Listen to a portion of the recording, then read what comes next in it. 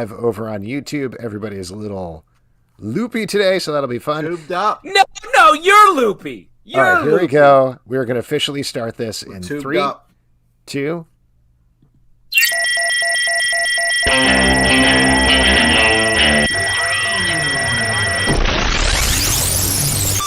What is up, everybody? Welcome to Comic Book Club.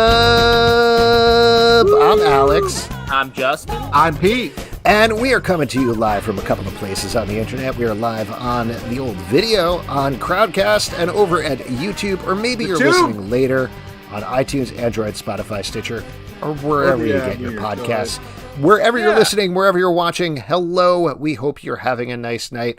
But just to kick things off, probably not having as nice of a night as two of our lovely Patreon members, Ben and Beercat PhD, who just announced that they got engaged over in our Patreon Slack, and we just wanted to give them a shout out right at the top of the show. Oh, love. 100%. No doubt they're celebrating in our comments. Mm-hmm. Oh, no, maybe not. Okay, that's fine. Now, That's one fine. thing I do want to point out that I thought was kind of interesting, Pete and I were talking about this before the show, and Pete did mention, yes, they were together before they joined our Patreon. Yeah, that's right. But they weren't engaged until they started supporting our Patreon. That is So just a I don't want to creepy say, thing to say, dude. I don't want to say supporting at patreon.com/comicbookclub is the key to finding true love, but I'm not going to say it's not. Exactly. Is there any other example of love blossoming from our shouted opinions about comic books? Yes. Because honestly, we are a hookup palace at this point. Yes.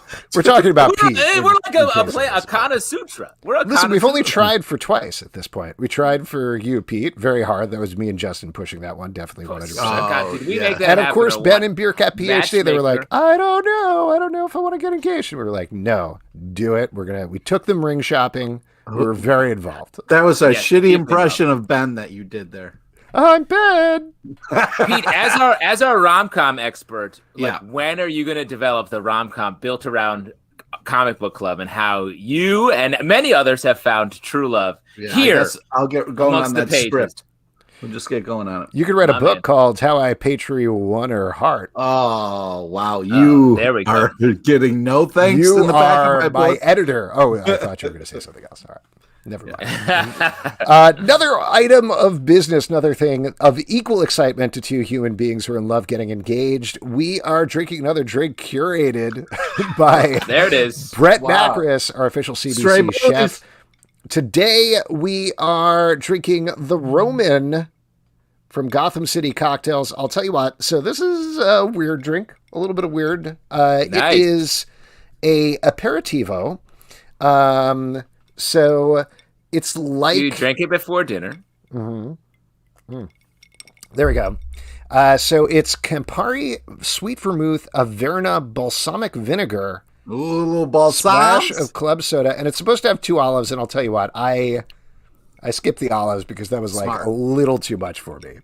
Honestly, this is a cocktail that if I wasn't in the woods right now, I would have loved to make. This is my kind of cocktail. Oh, I love really? vinegar. I love bitter. This is like right over the plate for your boy JT. Yeah, it's not bad you're in the terrible. woods. I didn't love the first sip, but as it's kind of sat in the ice for a little bit, I think it's gotten a little better. But The more you drink, the better it tastes. oh yeah, I should keep going with it. But not my 100% favorite one. But I will mention, and then we'll plug this again at the end of the show, this is all teeing up. This is a cocktail, as mentioned, from Gotham City Cocktails by Andre Darlington. And next week on the show, our guests are going to be Andre Darlington, the writer of Gotham City Cocktails, and Brett Macris, our official CBC chef. Straight bullies! It'll be great to see him. Oh, I can't wait. So maybe we'll set up some sort of cocktail demonstration, do some shots, all inspired by Batman, the drunkest of all superheroes. 100%. That guy. A lot of those pouches are just full of liquor. Nobody knows. Not even in bottles. It's just loose liquid liquor. There's nothing like pouch liquor, I tell you. Yeah. A lot of them are just straight up shooters. You just dump them, unbutton them, and dump them. Just There you go. getting that belt. All right. That all said, we have a great show for you guys. We have 2 amazing guests. Later on in the show, Ray Fawkes is going to be here. But right now, I'm going to invite our first guest. He is the artist of the Con-a-Sutra, which is on sale now from Smart Pop Press. Ladies and gentlemen, J.K. Woodward, hello. Hey, welcome. Yeah. How are you? How's it going? Good. Excited to see you again. Thanks for coming on the show. So this is a wild sweet project. You got a sweet T-shirt, got a sweet drink going on, but you also have a wild book that you're working on. The Con-a-Sutra is exactly what it sounds like. It's kind of like a nerdy Kama Sutra. There's a fair amount of humor to it. It's very funny and wild, and you drew a lot of different positions for it. What was the research like, JK? Well, that was a lot of fun, and my search history will never be the same. It's a lot of freeze frames. It's not a quick freeze frame. The book is exactly what it sounds like. It's a dirty nerd joke book.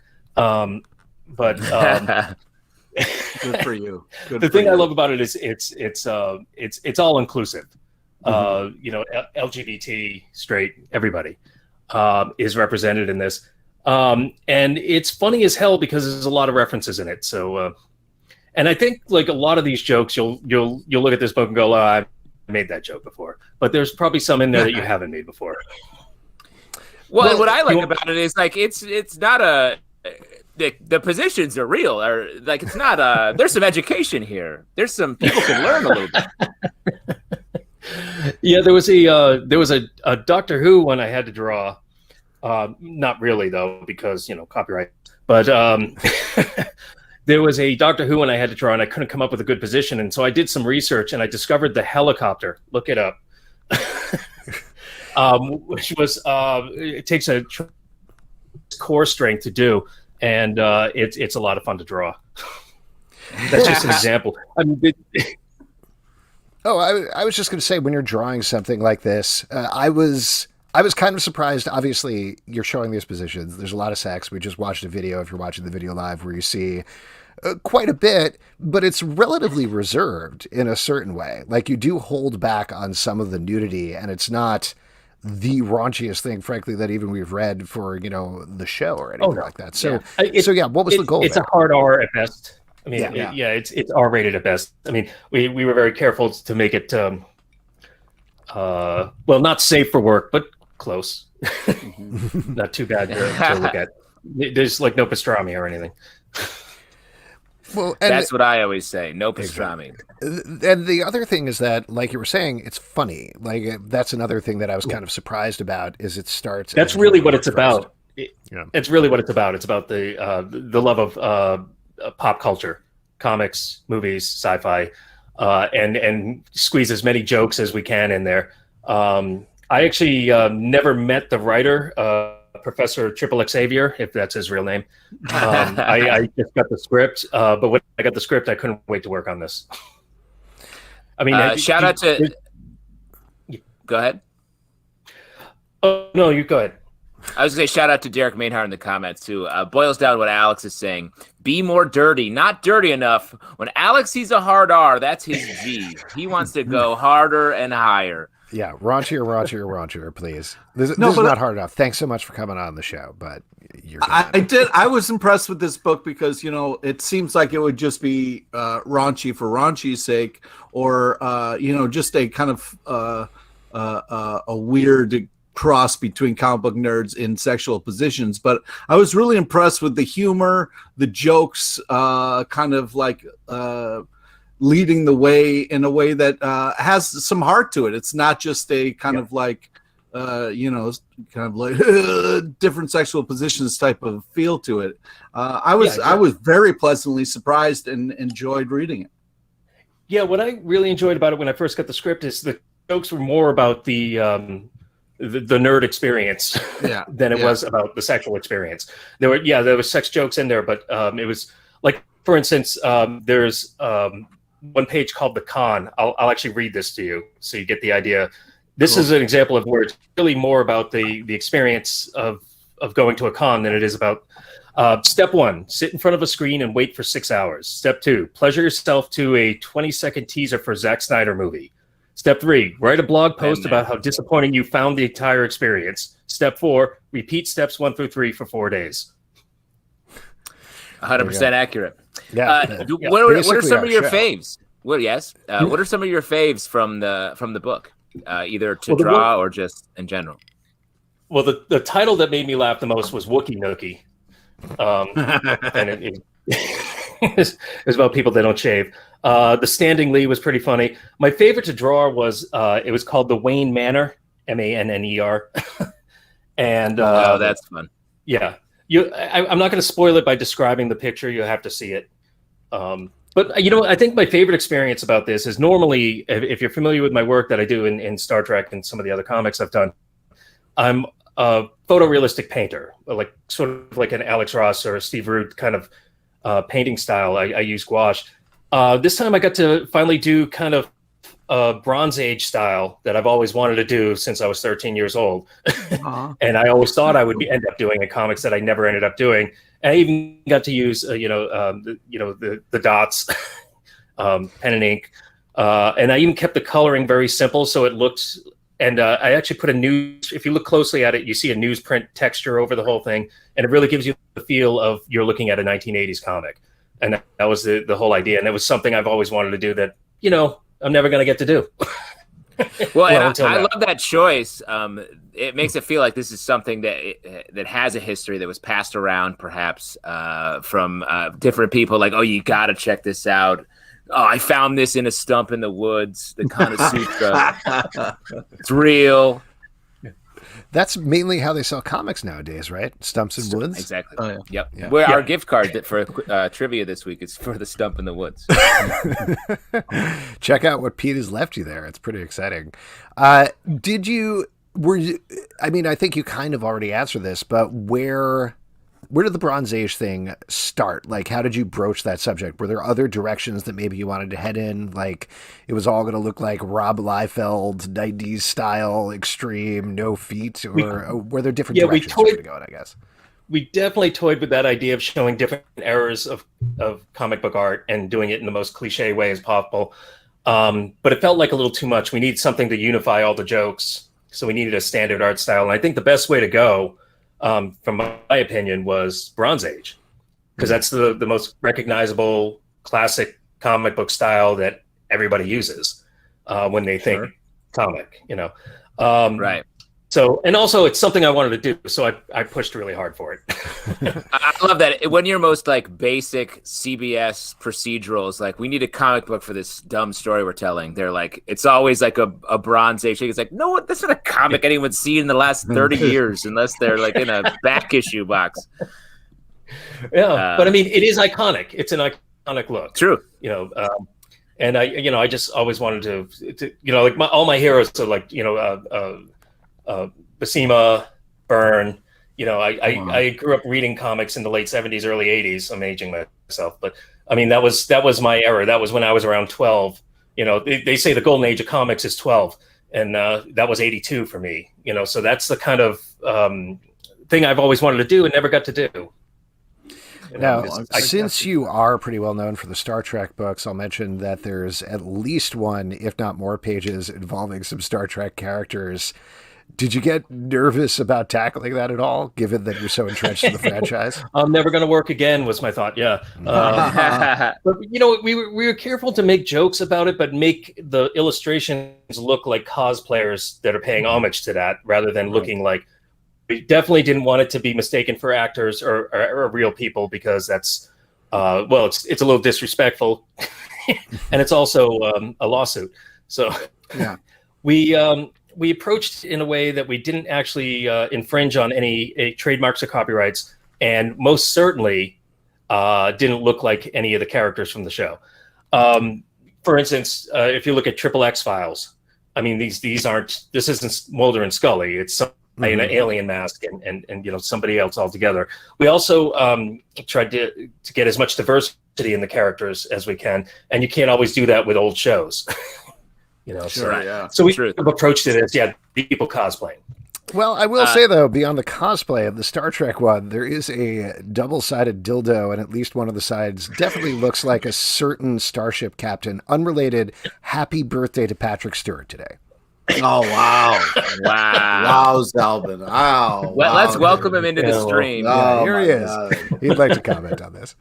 Well, let me ask you, were there any, there are a lot of faces in this book. Did you put any special shout outs to any friends as you're drawing this? Yeah. I'm in it. My girlfriend's in it.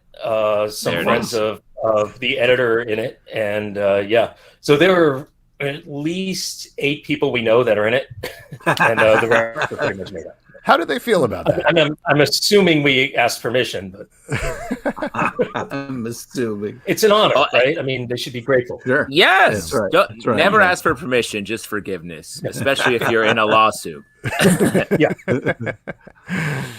Now, the thing that's also tricky about this, and we've certainly talked about this a lot on our show over the past year and a half, is this feels like very specifically a con book. Like it's the sort of book that you sell at a con, you have the table, you do a big splashy release there, but you didn't really get to do that because those aren't necessarily open. Do you have any plans to do anything with it down the road now that things are opening again a bit? Yeah. My con schedule's just started getting busy again, which is great. I had already done a con in Jersey where before this book came out, but we passed out flyers and stuff with ordering information. And then I did a con in Albuquerque just a couple of weeks ago. And I took my comps there just to see how they would do, and I sold out. So nice. So you're right. It is definitely a con book, and I am doing more cons in the future. So I got one coming up in 3 weeks, I think. Yeah, Can't wait for the live panel. Let us know if you need any help with that. Okay. I'm getting a lot of comments here on the last thing that I said, mentioning that were you looking forward to a splashy release, saying that things were opening again. And frankly, I'm finding this whole thing very frustrating. Like I'm getting super frustrated about everything that's going on. You should have seen what it was like having meetings with the editor. we do the same thing. We'd be like, you said opening. Were there ideas that were left on the table, something that potentially could be used in a Con-a-Sutra Part 2? Stop it. You can't. I'm sorry. No, I'm just trying to have a conversation. Normal.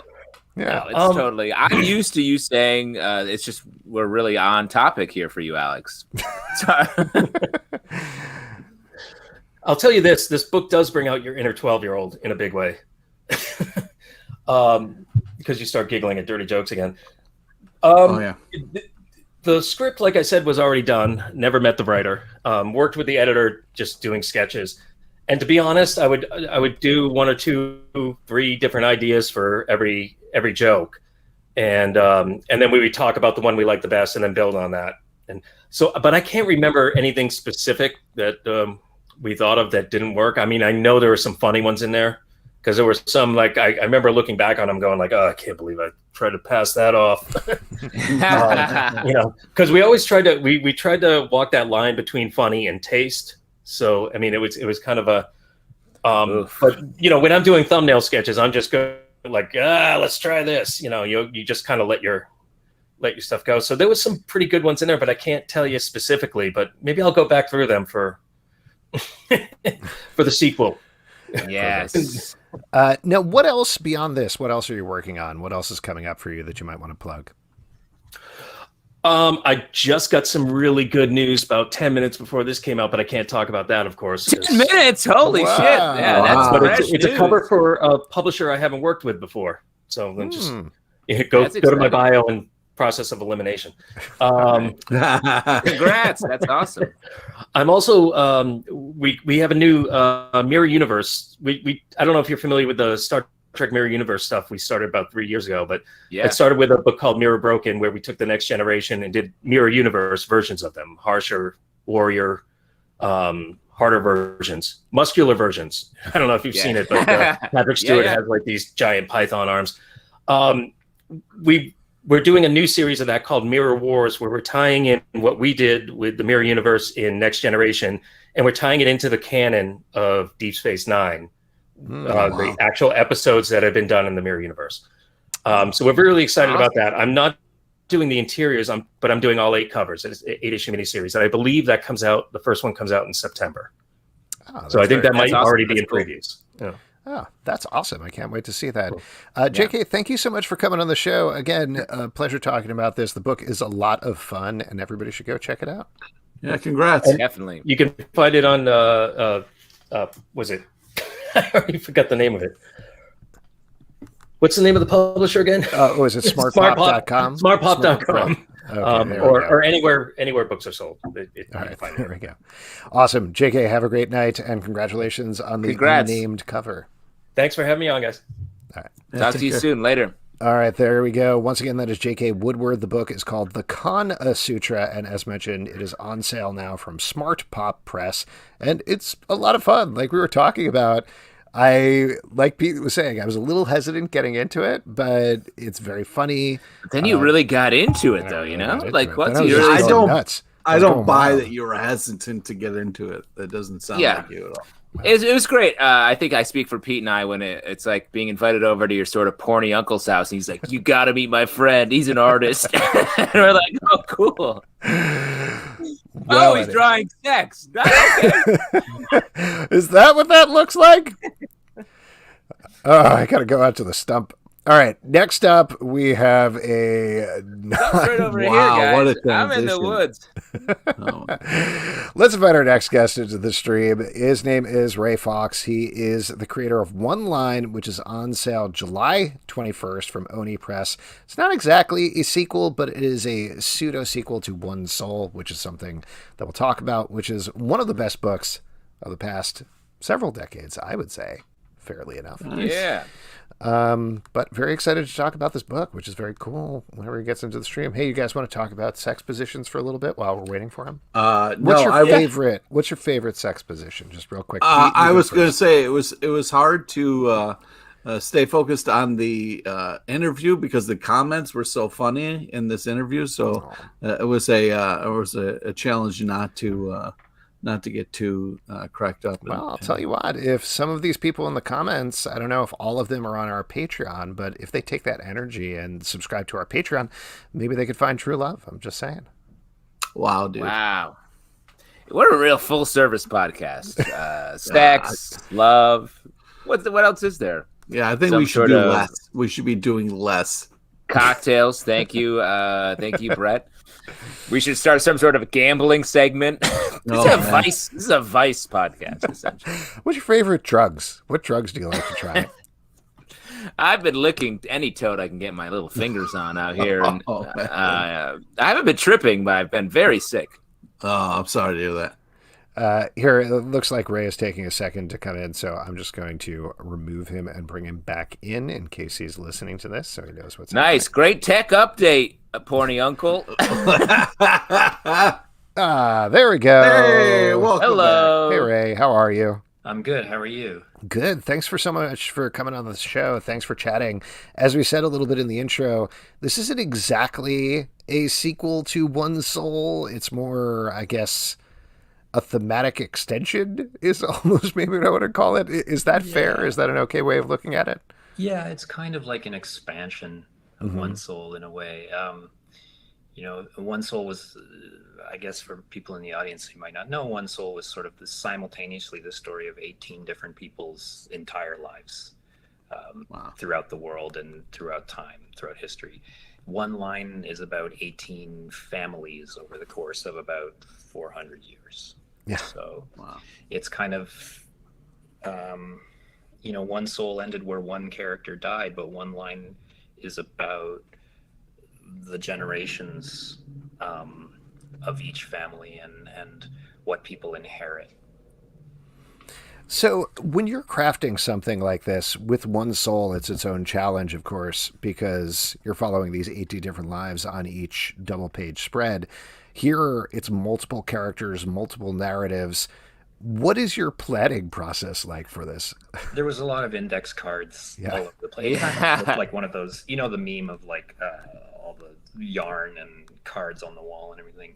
There was a lot of index cards all over my floor. Yeah. And a lot of pieces of paper shuffled all around everywhere. And what about this type of storytelling, this sort of very expansive, like the widest point of view possible? What about that style attracts you to it? It kind of came about actually because I think it's something that only comics can do to this extent. I think when you watch a movie or a TV show or something, you can kind of have two narratives unfolding at the same time, sometimes 3 or 4, although that starts to get a little dicey. But only in comics have I ever seen where you can actually mentally process something like 12 or 18 stories at once. And I think that's one of the most incredible strengths of comics. And it's a thing that's actually silent. People don't notice it most of the time, but when you're reading a page with a bunch of captions, you can have these quick cuts and these quick sort of asides, and then you can have captions that are not related to what you're looking at all. And you're actually processing maybe 5 stories at once in a lot of comics. So originally when I was doing One Soul, it was kind of a challenge to myself to see if I could, how far I could take that. And 18 seemed to be the limit because of the 9-panel grid. Well, I really appreciated the kind of like pacing of the stories. It was really, there was almost kind of like a rhythm to the different characters, and the use of like the black kind of like panels as well, like really fed into that in such a interesting, powerful way. I'm just wondering, like, did you? Obviously you considered that, but can you talk a little bit about like when you're kind of telling that many stories, like the thought behind like kind of like the pacing of it, or how it's going to kind of go? Yeah, sure. I mean, like, because it's so complicated, because there's so much happening, a lot of things have to be considered. And one of the things that has to be considered is the rhythm of your reading. If any of the panels get too wordy, or if everything is wordy all at once, it can be exhausting. Also, there's kind of a bit of these books are a little bit of stealth poetry. I'm kind of sneaking poetry into comics. You are. And so the cadence and the rhythm is very important in the kind of poetic delivery of these different stories and different lives, and to kind of get you to the point that I'm trying to talk about. So the line work is spare compared to my usual. I often do these fully painted books, and they're very kind of all over the place. But in these books, the line work is very controlled, and just the same way, the dialogue is very controlled so that you get the exact rhythm that I'm hoping for. Well, let me throw out visual, not to be too snobby about it, but visual poetry. It really feels like each of your panels is so, the image is so specifically chosen. It feels like it's almost like haiku style on Pete's point, the language of it. And it makes for this reading experience where it is very measured. You have to sort of like perceive each panel in its time before you can sort of really keep going. I feel like so many comics, reading comics about like moving quickly, and it's about the dynamism between the different panels. And this is very much like take each one of these like a little sip of a glass of wine, if I may say. So like I think that's very rare. I really appreciate that in this book.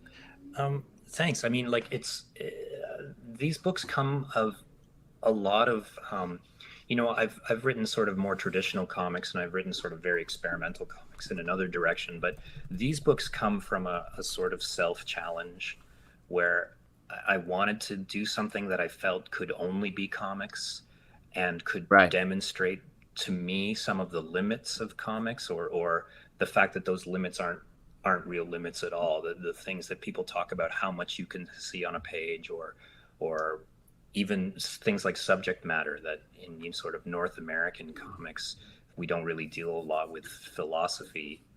And I wanted to sort of challenge myself to create something that I thought could push some of those limits. And then, then I just wanted to put it out there and see if anybody else was interested.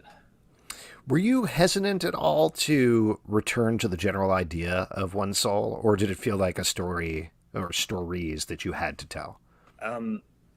Well, I was hesitant because these books are a hell of a lot of work.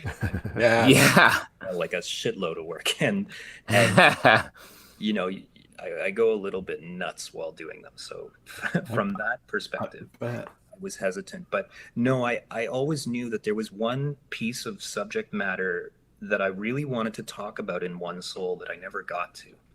And that was the way we inherit both great like ambitions and talents and things, and also restrictions and prejudices and hatred and things like that. And that was something that I could never really get to in One Soul, because One Soul was so focused on individual lives.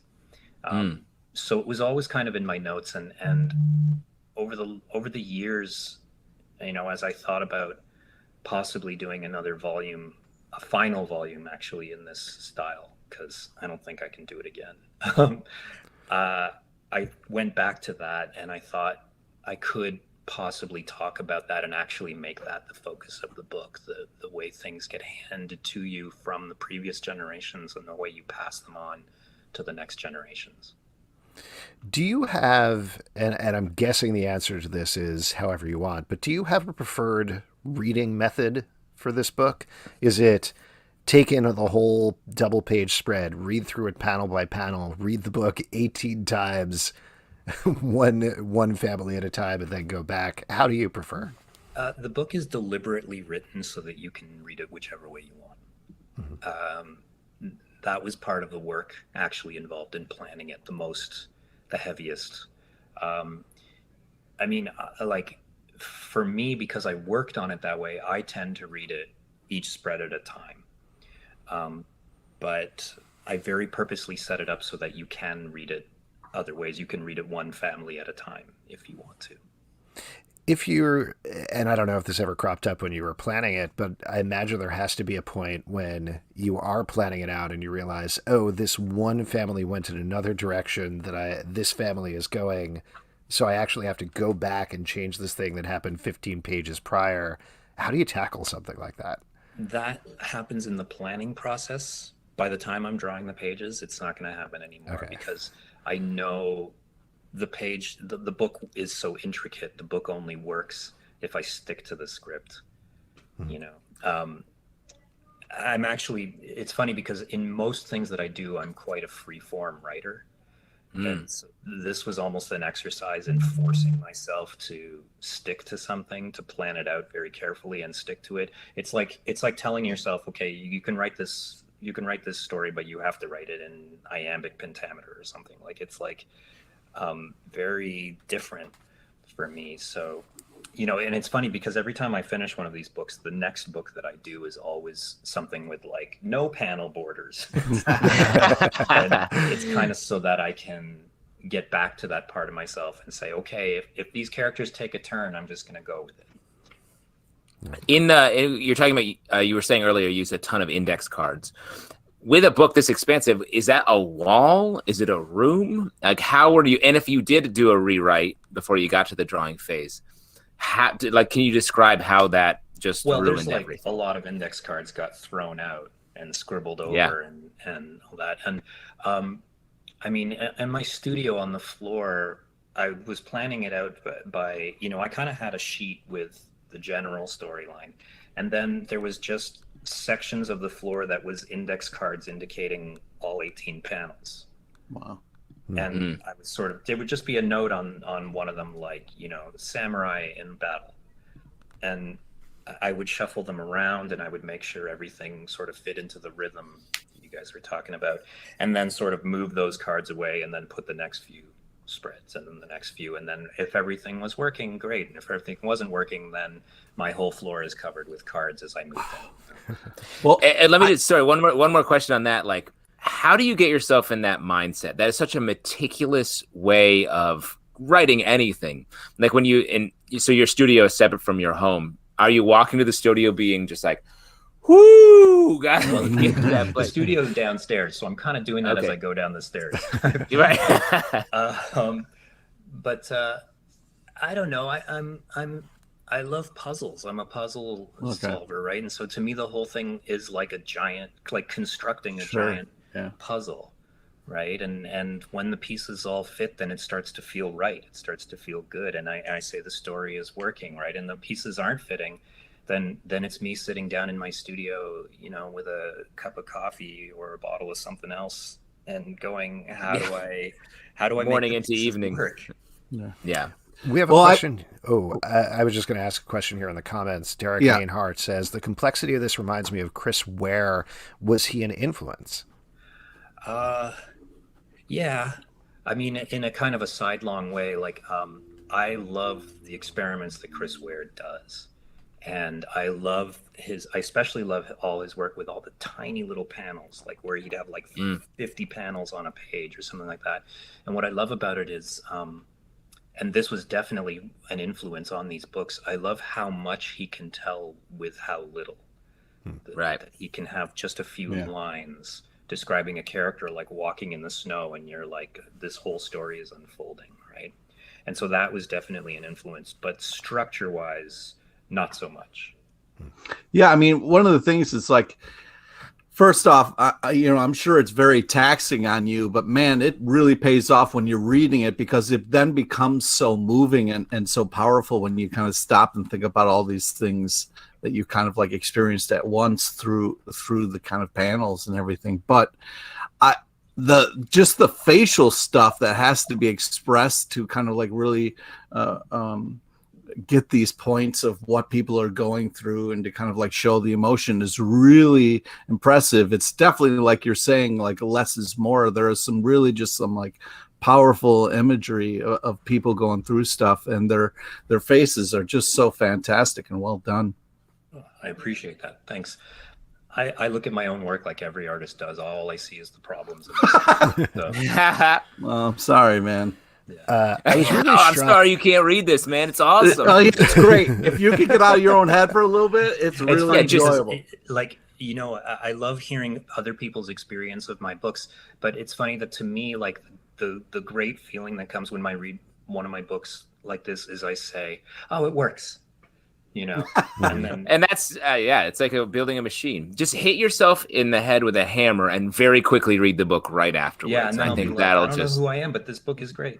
This book is dope. I was really struck by, and this is obviously part of the point of the book, but I was really struck by when you would see panels visually connect across the borders. And I don't know if you can pinpoint this because it does happen again throughout the book, but when was it important to do that, to connect those panels versus leaving them separate and kind of running their own trains? Well, it's funny because one of the pieces of comic book language that's really cool and also kind of invisible is the gutter.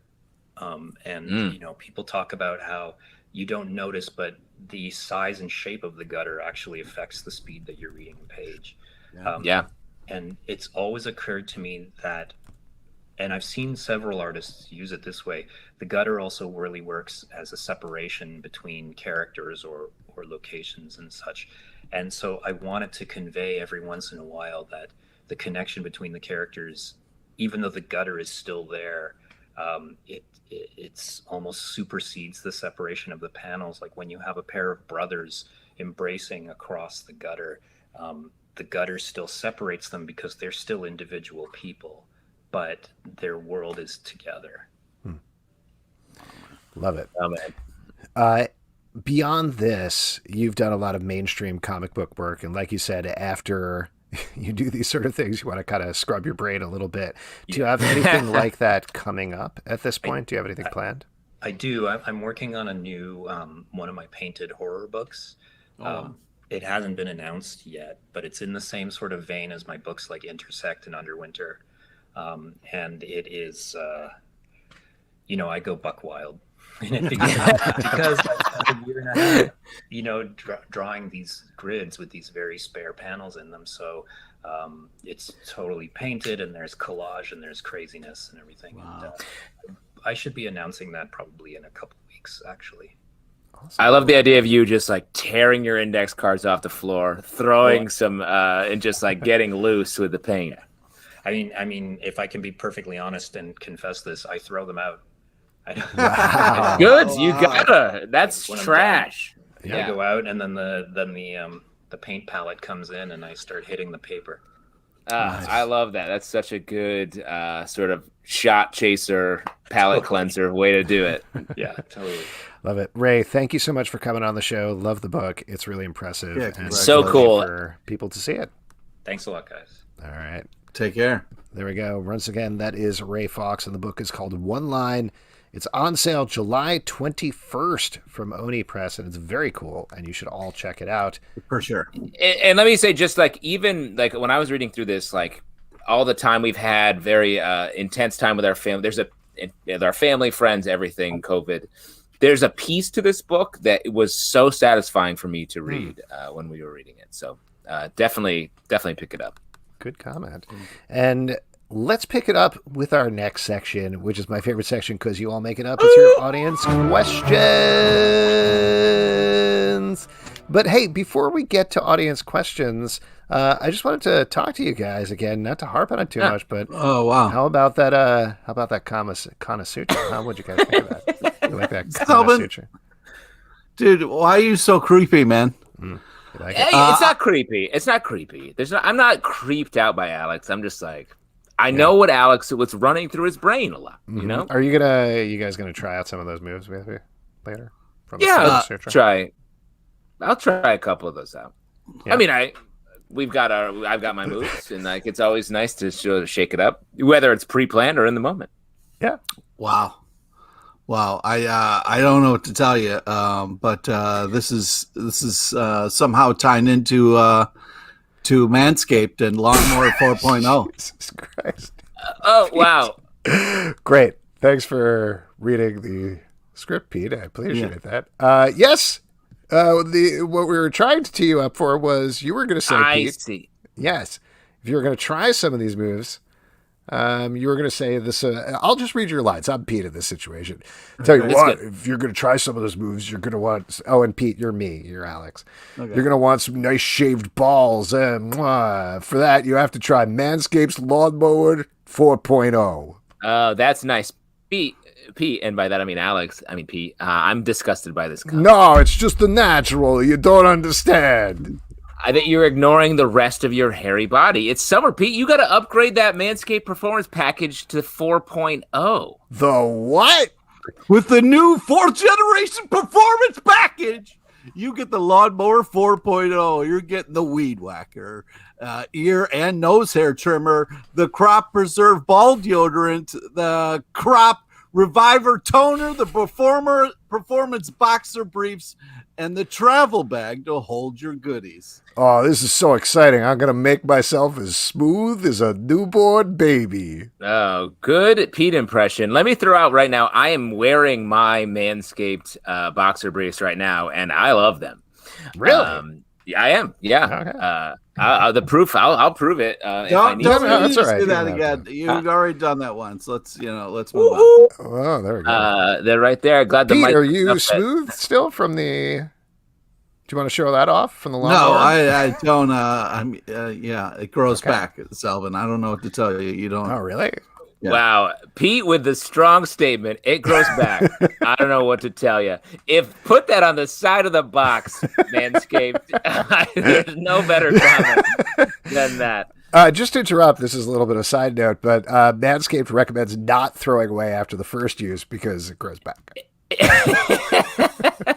Oh, I feel like Manscaped might recommend throwing it away. Shit, it grows back. I need to buy another one. I gotta buy more of the Lawnmower 4.0s. Guys, I just wanted to say that the Crop Preserver Ball Deodorant will keep you on your game in the heat. What are you reading? I like Pete just picks a random statement to read.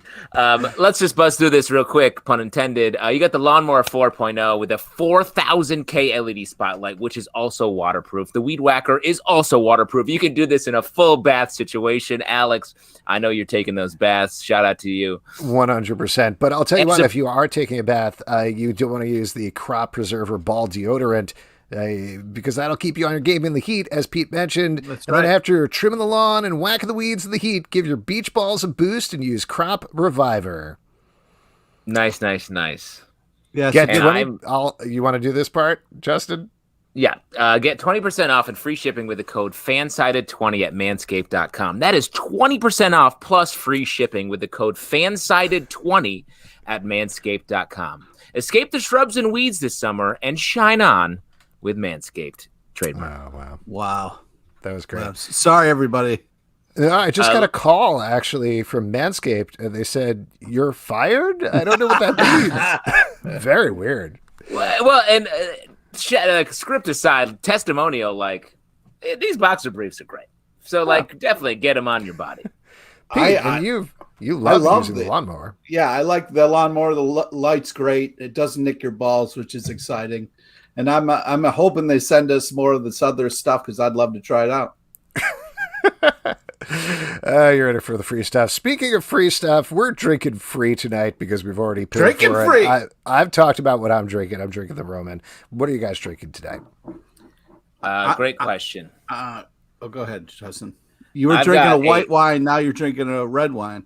I made the shift from white to red, as gentlemen do, and I'm drinking this great Pure Breton red wine that is so good. It's an organic red wine that I found at my store in Brooklyn, and I've been saving for a night like tonight. Whoo, it is tasty. Honestly, it has a lot of similar notes to the Roman, sort of balsamic notes. Very good. Interesting. You should put some olives in it. Peat is on the bottle. Let's not leave that aside. Yeah, I don't know what that means. But, I'm drinking John Daly and Arnie Palmer with some vodka in it. So, just enjoying that summer drink. You sounded so sad there right at the end. Yeah. Just enjoying that summer drink. Okay. Yeah, that does kind of, That does. Well, you were hanging on that anchor with just grapes to cover you earlier on today, right?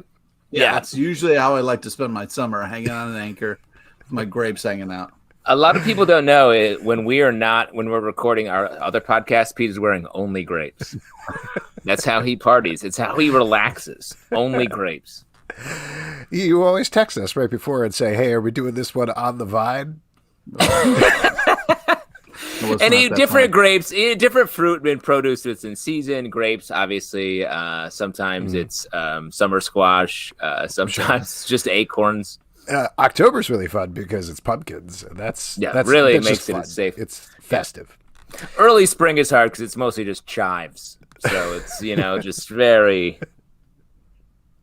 Well, it's time for your audience questions. We're just going to cut to that. Right, if you have any questions, drop them in the comments over on YouTube. I see a couple of them over here on Crowdcast already. So let's go to that first. This is from Edward Doherty. What Marvel characters have potential to hook viewers into the next saga of the MCU like Thanos did with the previous? Could Marvel build the next 20 movies around the arrival of a hero instead of a villain this time?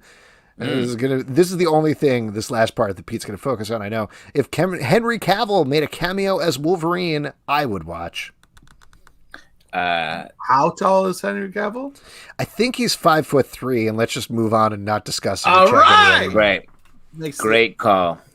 What do you think about this? Is there a villain, a hero, somebody that they could hook the next decade of storytelling on in the same way that they're doing they did previously with Thanos? Well, yes. Let me throw out I have a twofold answer that is sort of the same answer, I guess. The villain, I feel like we've been talking about Kang a lot.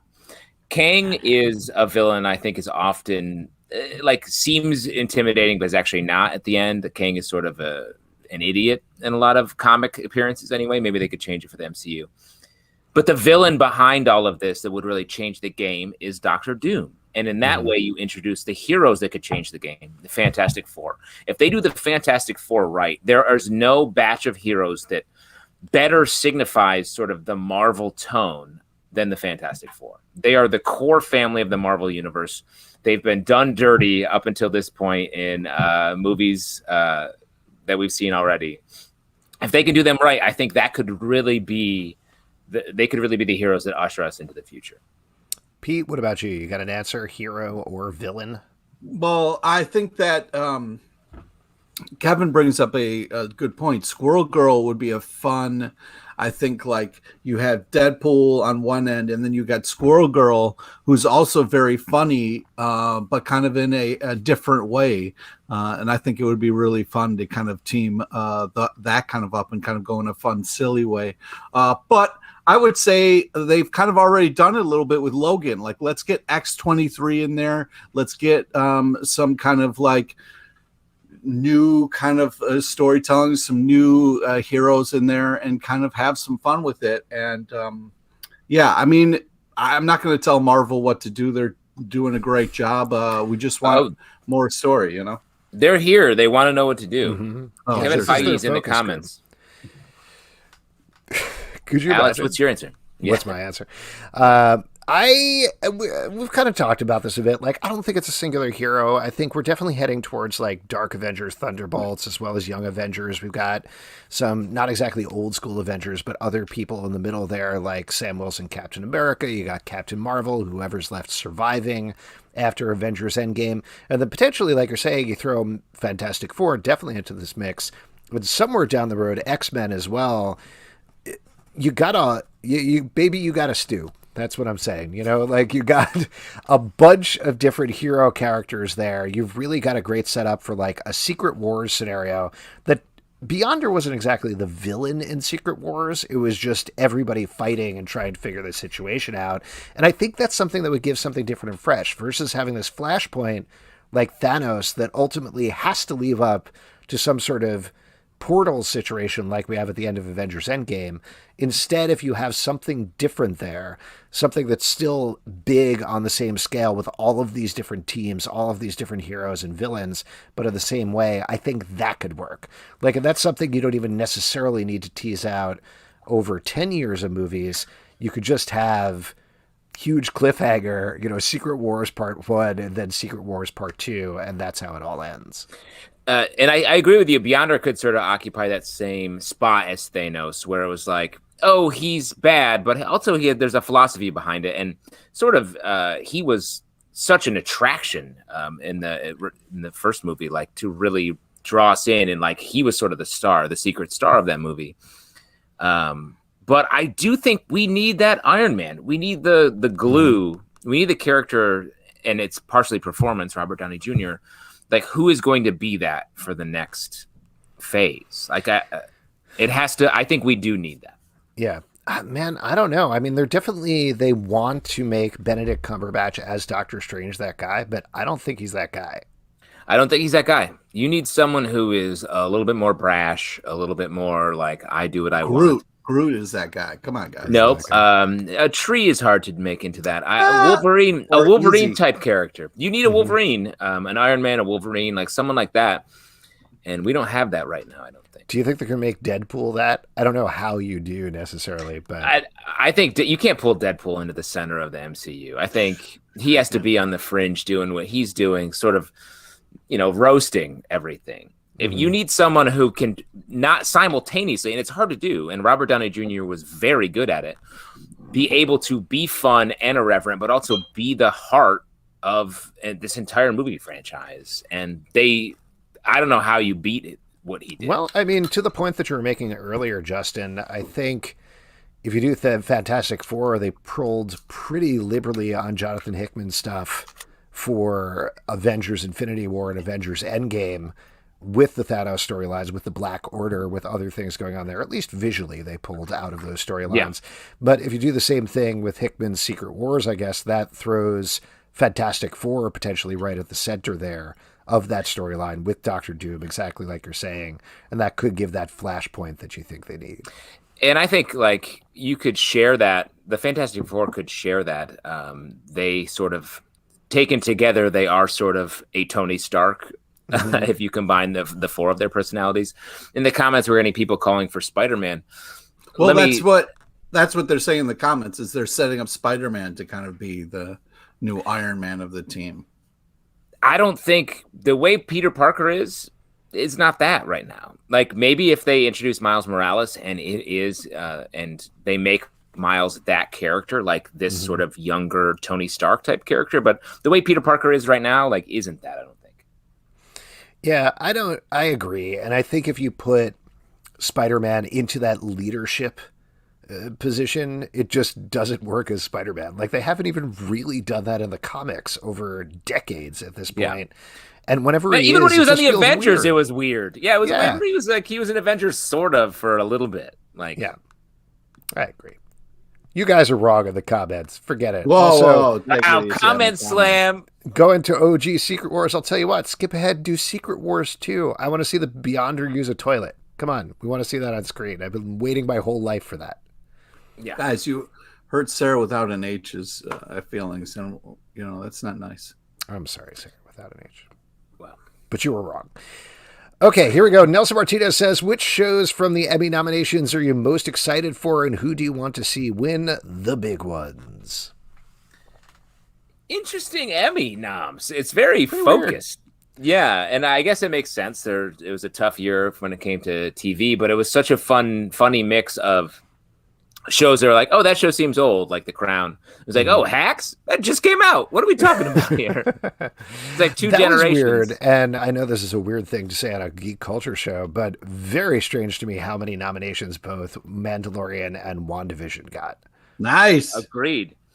Well, That's across great. the board, it felt like the shows that were nominated, I was like, oh, right, I guess those are all shows that people Did want. Ted Like Lasso Handmaid's get in? Tale had a ton. Yeah.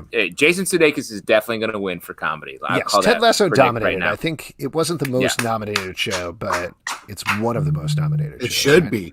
Well, they're just Justin, aren't a lot, take aren't your a lot phone of off comedy. the vibrating microphone. You're killing me over here. My phone is not vibrating. There aren't a lot of comedies out there right now. Yeah. So, like, I don't know. And like the sketch category where it's just a Black Lady sketch show and SNL, it's like, what are we doing here? Like, make that category something else. What did you think about, Justin? You must have been over the moon about this because I remember you talking about it on our podcast. Don Cheadle got nominated for his incredible role as War Machine on Falcon and the Winter Soldier. That was such a beautiful scene. Were you so excited when you heard that? How does that happen? How long was that scene? How many lines is that scene? 4? He had 4 lines? I remember us very specifically talking about it on the podcast as if he just wandered into a museum and happened to be there that day. Exactly. And the fact that that was trending on Twitter when the Emmy noms came out, that was the one that was trending. I was like, get this shit out of here. That's it. I love Don Cheadle, so of course, like, it's great to see show some respect, man. It's great to see a friend, but you don't need to give you an Emmy nomination for wandering into the set for a couple minutes. Hey, sometimes you give it to the wandering person. They deserve it. There were so many other. There's a ton of great shows out there, and also it's the fact that our MCU shows, not a lot of noms, and one goes to Don Cheadle, who was not even in it. It's well, and lots of people mentioned why didn't that go to Carl Lumley, for example, who was actually good on that show. Exactly, that's exactly what I was thinking. Someone who brought some energy, a take, like it was a whole, like a main part of the story. It's like Don Cheadle wanted it. You believed he just happened to be in a museum. That guy is a very important actor. He doesn't hang out in museums all day. You believed he was there. I mean, how great. You're literally saying he deserves an Emmy for showing up. You believed he was on set that day, and you're like, give that guy an award. Pete's part of the woke elite who believes people like Don Cheadle deserve participation trophies. Oh right, Pete? Who are you? What is You're that canceled. statement? Get out of here. You just canceled yourself with Pete, that bullshit. You're officially canceled. I'll also mention Don Cheadle did tweet this after the nominations. He said, thanks, well-wishers. Sorry, haters. Agreed, shruggers. I don't really get it either, but on we go. That's right. And Don Cheadle gets it. Like, he knows. He's like, I don't know. What do you want me to say? No? Of course I want to have an award. He's never won an Emmy, too. He's been nominated legitimately for some amazing performances. He's probably going to win for this. He's probably going to win for this. That's crazy. Yeah. Ridiculous. Anyway, there you go. I guess that's our hot takes on the Emmy nominations. We just screamed in high-pitched voices about Don Cheadle. Yeah, sometimes you got to give an award to somebody who deserves it, hasn't gotten it yet, and maybe that wasn't the show for it, but it should have happened anyway. That's what I've been saying for years at the Pete Awards, and you still haven't given me one. Sorry. I deserve one. I showed up. I went to that museum when you told me to. Hey, better luck next year, man. The Pete Awards, where Pete only wins the awards. I mean, yes, the award shows always reward people one movie or TV show too late, but that's embarrassing. Grow up. Like, Denzel didn't need to get it for the cop movie with Training him and Training Day. But he should have gotten it for Glory. So shut the fuck up. He should have got it for a ton of other movies. Shit. So what the fuck? So why are you giving it for a movie that was just weird? It's overdue. You got it. Who cares? Throw it to him. Conversely, it was very nice of you to give Denzel that Pete Award. That was the honorary one. That was really beautiful. And he's not even a Pete. Yeah, I know. When he came out and he said, "Today we are all Pete's," I cried. I straight up cried. This is from Kevin. In the vein of sex, booze, and philosophy, what's something you never thought would mesh with comics until you saw it done? Also, quiz time? Wow. Quiz time? Quiz time! Quiz, please. Well, just shout out to Kevin mentioning Carl Lumley as Mantis, a show that I was like, oh, this is what comic book shows can really be when I was a kid. Oh, wow. Check out Mantis if you want to take a journey into what we were doing with comic book TV shows in the So what is something early that 90s? you never thought would mesh with comics until you saw it done? I got to tell you, Zalbin, I never sat down and go, you know what? Let me just, before I read this comic, think about things that wouldn't work in comics. Are you talking to me or Kevin? Because I didn't write that question. That's a Kevin slam. Yeah. I mean, shout out to our guest last week, like cooking in comics. And it actually meshes really well. Like it's very, very good. Yeah, that was going to be my shout out as well. I think we talk about cooking comic books a lot on here. Cooking and eating comic books. Cooking, yes, eating comic books and then reading them. Bad order to do that in. But cooking manga is great. There was that Anthony Bourdain book a while back that was really good as well. I interviewed him for that. That's right. Book as part of our con coverage. Great to meet him. So that works really well. Also, music is another one I feel like. Oh, I'm stealing your answer, Pete. Go ahead, please. No, I was going to say that, we've seen a bunch of comics where it actually worked. You could, like, they did such an interesting job with the how the kind of music interacts with the characters that it worked. You could kind of feel it, and you wouldn't think that. So it's been impressive to see. Do you have a book as an example of that, Pete? Something like, I don't know. Let me just say my example, Murder Falcon. I thought. Okay, Oh, you're a huge fan of that, right, Justin? Huge. Look at my T-shirt. I mean, another one on the same note. We've mentioned this a million times on the show, but Black Metal, that book, back in the day, that's one we've talked about so many times because you can like hear the in the background while you're reading that book, and it's great. It's good stuff. Also, Umbrella Academy, some of the music stuff in that was really well done. Yeah. Kevin, I feel like we're running a little long today for this quiz, but I don't know. What do you guys think? Should we? Well, I don't think we have time. It's like we'll come back to it. We'll do it on another week. I say we can do it. I'd say we can fit it in. I don't know if we have time. No. Let's go through these other questions. Kevin, I swear we will come back at some point. Michael Vinoya says, can you give us a stack preview of Haha 6? I'm so excited for it. Yes, we are going to be talking about that on the Stack podcast, and it's something. It's we haven't read it yet, obviously, but it's so fucking good. This is from Pablo D. Martinez. Have you seen Black Widow? A fantastic Hey, Pablo. Movie in spite of the Taskmaster reveal. No spoilers, of course. Well, Pablo, you should head over to the Marvel Vision podcast feed where we have a whole spoilery review of Black Widow live right now, as well as our Loki recaps. You should definitely check that out. But now that we have a little time past it, now that the movie is generally out and people have been discussing it for the past weekend, what'd you think? Have you reassessed your opinion at all? I went back and watched it again. Mm-hmm. And what did you think the second time? Seen it twice. Your main takeaway is that you've seen it twice? That's no. It's so good I went back for more. I mean, the Taskmaster stuff is heartbreaking. But other than that, I really enjoyed the hand-to-hand combat. The knife stuff was really unbelievable. A lot of great action and funny family stuff, man. Just the what's his face being the worst dad in the world, but loving kind of who he is and his family. It was it's impressive. It's impressive what they did in such a small amount of time with the family stuff. A lot of haters out there was my takeaway from the reaction online. And I just think it's a weirder movie than everyone thought. I think people thought it was going to be very much in the style of Falcon and Winter Soldier, where it's going to be like sort of a straight over the plate action espionage story. And it was something much, much different. And I applaud that. So my opinion has only gotten more solidified. I thought it was great. I'm really interested to watch it again in a couple of years, honestly.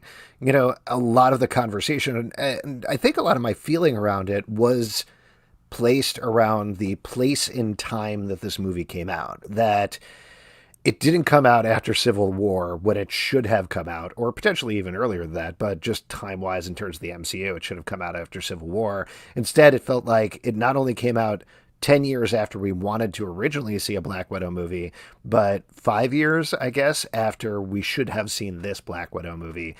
So it felt a little like missed opportunities when I was watching it, even though I had a super fun time watching it at the same time. But I think a lot of that will go away. Like watching it 5 years from now, it will feel very different because we'll have more MCU movies. We'll have more MCU shows. It'll kind of stand on its own. Also, it'd be crazy years from now to then go back and like kind of watch it all in order. It would be crazy.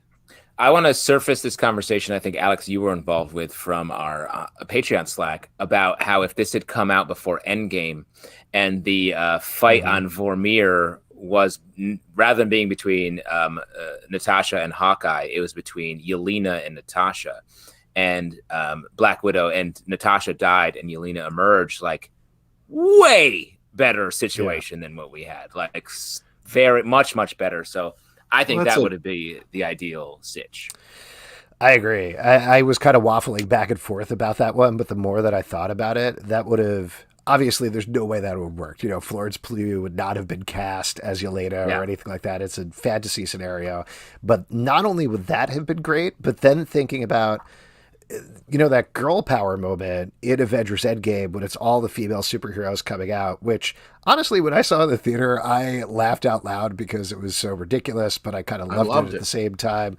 But it's gotten a lot of flack from people, and I think deservedly so at the same time, for being like, we're all girls together. But the thing that it was missing was Black Widow being there, because she was the first one. She was the one who, you know, Pepper is there. I get it in the rescue suit and whatever, but really it should have been Natasha leading that charge.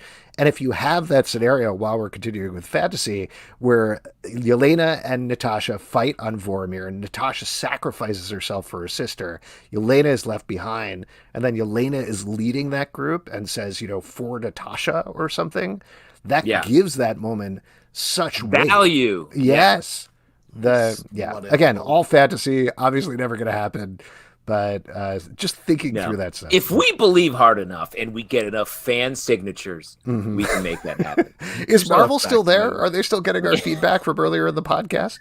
Definitely. Kevin, throw a shout out in the comments real quick. Kev. This is from over on YouTube. Easy Reader says, why can't Throg break the jar? This is mild spoilers for Loki, but in the last episode we finally saw Throg. I don't think Throg had the hammer in there. I thought that's why, you know, like there's no... Mjolnir is outside the jar, right? Where Throg is trapped. So that's why I can't do it. Yeah. Plus he's a frog. Yes. Well, I will say this is something that came out. This is something that came out immediately afterwards. There was one of the producers, I believe, was doing a tweet thread about the show and giving some fun behind the scenes information.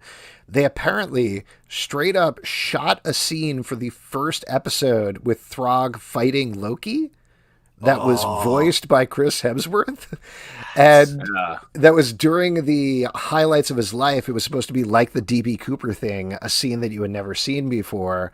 And they ended up not using it, I think, either for time or because it didn't quite work textually. But that's like, release that. We need that deleted. Exactly. You shot it and you're not going to put that anywhere? Come on. Yeah. I need after this, I need a Throg series for sure. But I saw somebody post some sort of fan art of Alligator Loki, Miss Minutes, and Throg as animated characters. Delightful. I'd watch that. Fun. Yeah. Just fun. All day. All day, day. This is from Michael Vanoy. What superhero has the best Manscaped grooming habits? Great question. Well, we don't really know a lot of their habits. We don't. I would think who needs it the most? Our guy Wolverine. Healing factor going to cause a lot of growback. Yeah. So he needs to get do that a lot shit of shaving. Done. Yeah. I don't know. Aquaman just for, you know, sleekness underwater. I don't. What do I know? Yeah. You want him to swim faster? Yeah. That's so he has pants. Those pants on. The Darkness.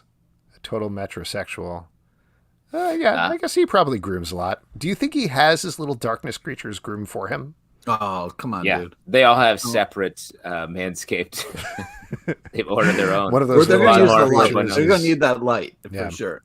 One of his dark creatures is his social media intern maintaining his Instagram presence. Yeah, that's the series we want with that character. Oh, absolutely. No question about it. All right, folks. I think that is it for your audience questions.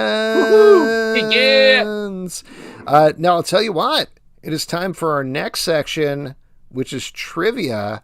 And for that, we're going to turn it over to Pete LePage. Pete LePage, But trivia. the person who was supposed to be here to do trivia today is not here. So we open it back up to the floor? We got to open it up. Are you the All right, happiest this little is boy part- alive? This is the part we give back to you, the lovely audience. It's an opportunity to win 25 free dollars in the form of a gift card to Midtown Comics Online. All you have to do is put your hand up, write something in the comments that you want to participate, and you Crowdcast can win or YouTube. 25 free online dollars towards Midtown Comics. But online dollars translate to real dollars. dollars. This Yes. isn't sort of some crypto situation. Pablo's got his hand up. Uh-oh. Ooh, Pablo, get ready to win some NFTs we're giving away today. Very Yes, some very low priced NFTs. We're NFTing this podcast. I saw for something. you. I don't even remember what it What do was, you- but they were giving away 91,000 limited edition MFTs, and I was like, "You're just posting gifts at that point.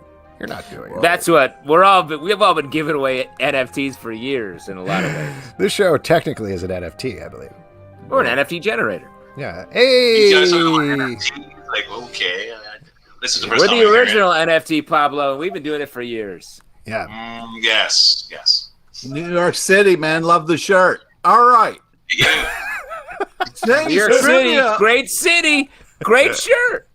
today's trivia is on topical comic news and a small nod to the legend, Charles Robinson. R.I.P. Okay. Mac. All right, here we go. Please listen to all three options before making your selection. Question number 1. What anti-hero is returning in a comic book relaunch? Is it A, Thunderbolts, B, The Darkness, or is it C, Beverly D'Angelo? So it's either Whoa. A, Thunderbolts, or it's B, The Darkness that got a call out in the comments. Oh, that's B. That's B. That is correct. The Nice. Darkness is coming back. Here we go. Question number 2. What amazing artist is returning to DC for a Catwoman comic called Catwoman Lonely City? Is it A, Cliff Chang, B, Jim Lee, or is it C, Kat Dennings? So it's either A, Cliff Chang, or it's B, don't pick a Jim Lee. I'm a fan of both, but Cliff Chang is the answer. Agreed with the fan of both, but I am very excited that Cliff Chang is back, and I can't wait for his Catwoman comic. That's going to be phenomenal. Here we go. Last question, Pablo. In August, we are getting a new Ghost Rider comic called Spirits of Vengeance, Spirit Rider. But who is going to be the new Ghost Rider? Is it A, the Sorcerer Supreme, B, John Constantine, or is it C, Shaquille O'Neal? So it's either A, if you would like $25, or you could pick John Constantine, which I thought would be an interesting Ghost Rider. No, that'll be A, man.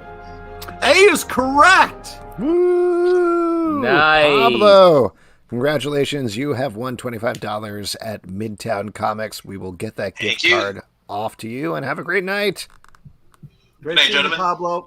Later, Right. Pablo. There we go. Now, if you do want to participate in trivia, we'll drop a link to the Google form that you got to fill out to be a contestant. Either I'll drop it in the comments here in a second, and also over on Twitter after the show over the next couple of days. So stay tuned to that at Comic Book Live.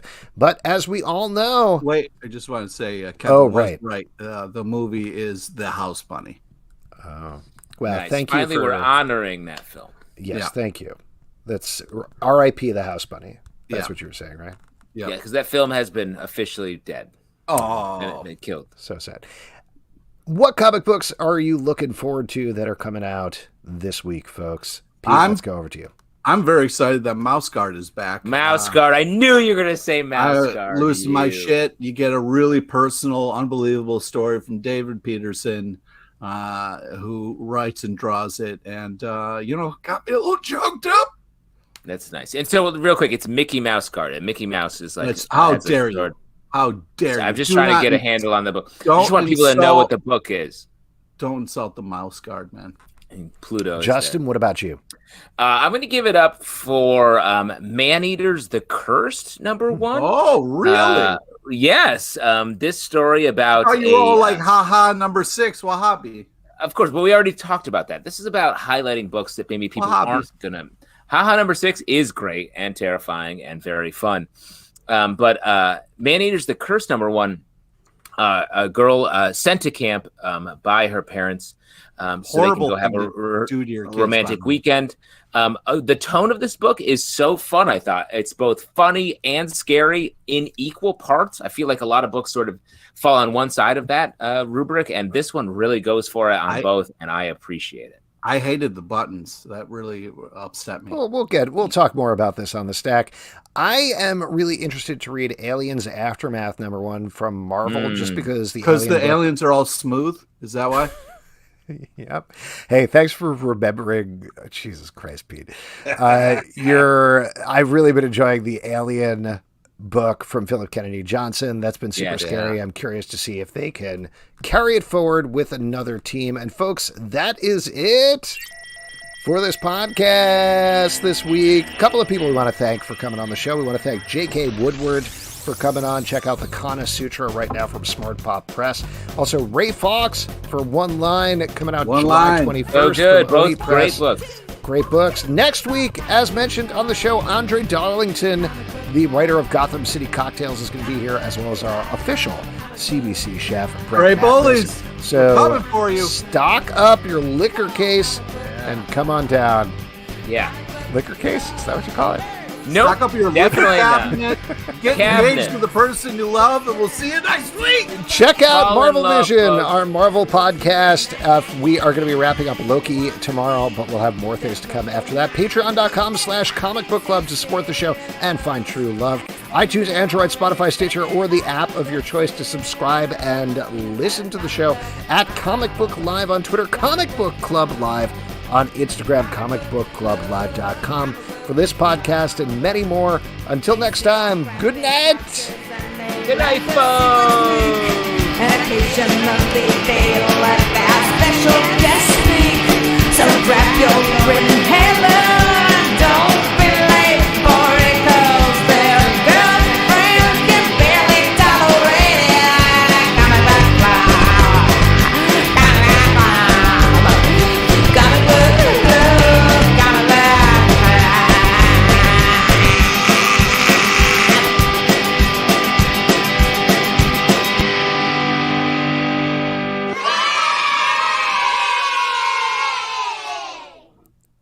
Thanks, everybody. Have a great night. Good night, gang. Good night.